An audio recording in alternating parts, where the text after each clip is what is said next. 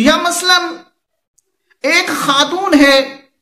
اس نے کسی بچی کو دودھ پلایا ہے اور پھر اس نے دوسرے بچے کو بھی دودھ پلایا ہے، اگرچہ وہ دور کے رہنے والے ہیں، اب ان کا بھی آپس میں عقد کرنا، نکاح کرنا شریعت میں حرام ہے، کیونکہ وہ بھی بہن بھائی بن چکے ہیں۔ لیکن اگر ایک شوہر کا دودھ ایک لڑکی کو پلایا، شادی دوسری جگہ ہو گئی، اب پھر دوسرے لڑکے کو جا کے پلایا، تو اب ان کا آپس میں جو عقد کرنا ہے شرعی حوالے سے جائز ہے۔ اور بعض لوگ یہ بھی ہم سے سوال پوچھتے ہیں کہ اگر خدا نہ کرے ایک شوہر نے اپنی بیوی کا دودھ پی لیا تو کیا وہ ہمیشہ کے لیے بیوی اس پہ حرام ہو گئی؟ بعض جاہل قسم کے لوگ اور جاہل مولوی نے یہ مسئلہ بنا لیا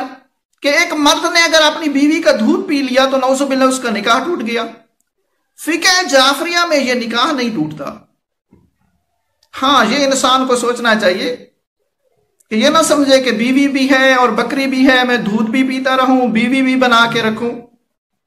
تو یہ بیوی ہے، یہ بکری اور بھینس نہیں ہے۔ اس کے بعد